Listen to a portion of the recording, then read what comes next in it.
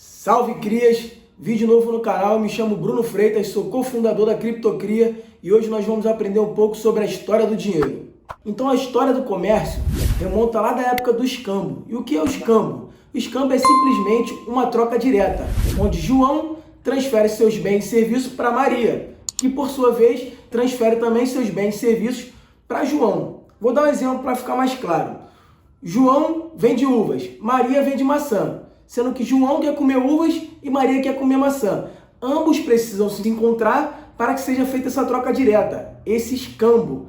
E cabe ressaltar que para que toda troca ocorra, ela tem que ser voluntária e ambos acreditam que estão se beneficiando dessa troca. Então, o João e a Maria vão satisfazer a sua vontade de comer uma fruta diferente daquela que ela vende. Só que com a evolução da economia e da sociedade, muitas profissões foram surgindo. Isso começou a se tornar impraticável. Por exemplo, se a gente tivesse um professor de matemática que quisesse comer banana, ele teria que encontrar um vendedor de bananas que quisesse ter aulas de matemática para assim eles fazerem esse escambo, essa troca direta. O que começou a se tornar muito difícil e impraticável. Daí surge o que chamamos de troca indireta. E o que é essa troca indireta? Essa troca indireta, ela insere um terceiro elemento nessa equação, sendo um bem mais comerciável que todos veem valor. Por exemplo, o sal já serviu como dinheiro, como meio de troca, onde as pessoas viam valor. Então, esse professor de matemática daria aula para alguém, prestaria seu trabalho, seus bens, seus serviços e receberia em troca sal, que com esse sal ele conseguiria trocar muito mais facilmente pelas bananas que ele queria comer anteriormente. Então, isso aí supre o que chamamos de coincidência de desejos, que é o que ocorria lá na troca direta, que João teria que encontrar Maria para eles fazerem essa troca exatamente igual do item que eles queriam comercializar, vamos dizer assim. Durante o tempo, várias mercadorias, vários bens foram escolhidos para ser o bem comum mais comerciável, que as pessoas viam valor. Dentre eles tivemos açúcar, gado, prego, sal. Uma história muito curiosa sobre o sal é que lá na Roma Antiga os trabalhos eram pagos com sal e daí remonta o nome salário. Porém, um desses bens foi escolhido e passou pelo teste do tempo por toda a sociedade, que foi o ouro. Mas o ouro tinha um problema também, não era de todo perfeito. O problema do ouro é o que chamávamos de troco miúdo. Por exemplo, 1 grama de ouro hoje vale na casa de R$300. Para você chegar na padaria e comprar um pão com 1 grama de ouro, além de não ter troco, além de ser um número muito grande, valer muito mais do que um pão, seria também muito difícil o padeiro, por exemplo, guardar esse 1 grama de ouro sem perder. Daí a prata caiu feito uma luva e serviu para essas transações de valores menores. Então a prata e o ouro se provaram e passaram pelo teste do tempo. Então quando a gente chega nessa era dourada, começa a surgir a necessidade de haver casas de custódias, de bancos, para guardar esse ouro, porque se tornava impraticável andar e comercializar uma barra de ouro, por exemplo, devido ao peso e o perigo de estar transportando, né? E essas casas de custódias funcionavam da seguinte forma: você ia lá, depositava R$1.000, por exemplo, em ouro e ganhava um certificado dessa casa de custódia, alegando que aquilo ali valia R$1.000 em ouro, que poderia ser trocado a qualquer momento. E as pessoas começaram a comercializar com esses certificados. Não tinha necessidade de ir lá, sacar o ouro no banco e pagar alguém. Esses certificados tinham valor de dinheiro. Eles eram lastreados. E o que é lastreado? Lastrear significa dizer que para cada R$1.000 escrito ali no certificado, qualquer valor escrito no certificado, tinha um valor equivalente guardado em ouro na casa de custódia. E as pessoas começaram a transacionar esse certificado. E os bancos, percebendo que as pessoas não sacavam o seu ouro, ou melhor, quase não sacavam, só ficavam comercializando esse certificado, começaram a emitir certificados que não tinham lastro. Então, em determinado momento, tinham certificados que não tinham nenhum ouro ali guardado para ser trocado. Já é o começo do que chamamos de inflação, já é o processo ali de multiplicação, o milagre da multiplicação do dinheiro a partir do nada, já que não tinha nada que garantia que aquele certificado pudesse ser trocado por um ouro. E por incrível que pareça, isso não é só permitido hoje em dia, como é regularizado. É o que chamamos de reserva fracionária. Vou explicar para você o que é reserva fracionária. Vamos supor que eu sou correntista do Banco do Brasil. Eu deposito R$100.000 hoje no Banco do Brasil.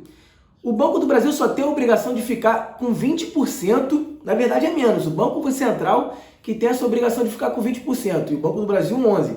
Mas para ficar mais fácil de fazer a conta, vamos usar 20%. O Banco do Brasil então vai ficar com 20 mil e vai emprestar esses outros 80 mil para João, por exemplo.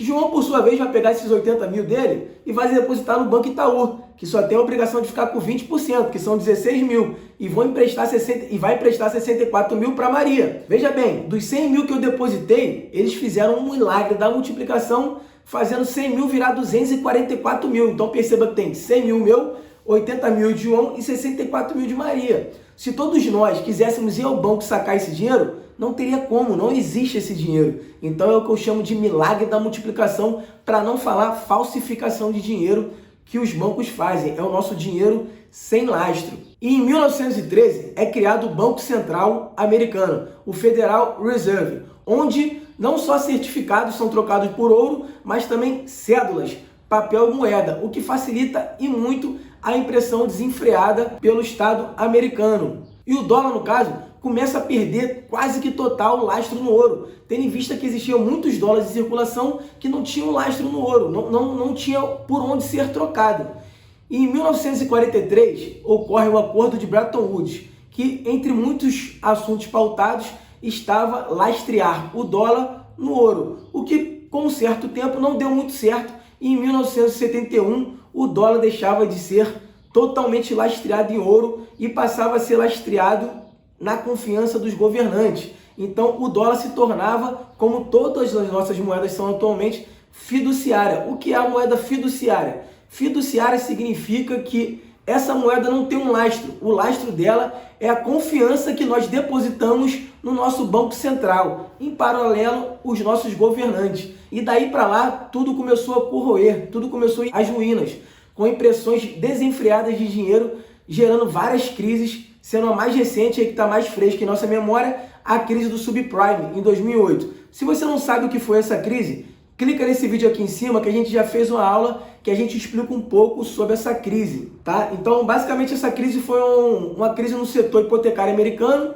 e nos 4 anos seguintes, os Estados Unidos, o Banco Central americano, triplicou a oferta monetária americana, fazendo com que seu papel moeda perdesse cada vez mais valor. Curiosamente, em 2008 foi o ano da criação do Bitcoin por Satoshi Nakamoto, uma moeda que eu vejo como uma grande adversária que pode combater essa moeda que chamamos de fiduciária, tendo em vista o lastro dela ser, na matemática, ela ser escassa, só vão existir 21 milhões de criptomoedas do Bitcoin.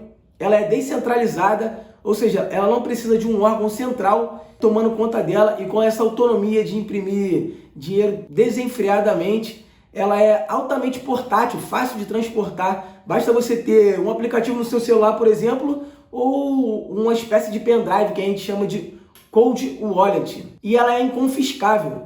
Para alguém ter acesso às suas criptomoedas que estão dentro da blockchain, esse alguém precisa ter a sua chave privada. Então, para finalizar, eu gostaria de deixar um trecho desse livro, O que o governo fez com o nosso dinheiro. Todo e qualquer dinheiro sempre se origina e tem de se originar de uma mercadoria que foi escolhida voluntariamente pelo livre mercado para ser o meio de troca. Então, o livre mercado, no transcorrer do tempo, adotou o ouro como sendo a sua moeda original até a intervenção dos bancos. Acredito que o Bitcoin possa ser adotado também pelo livre mercado como dinheiro. Salve, Crias!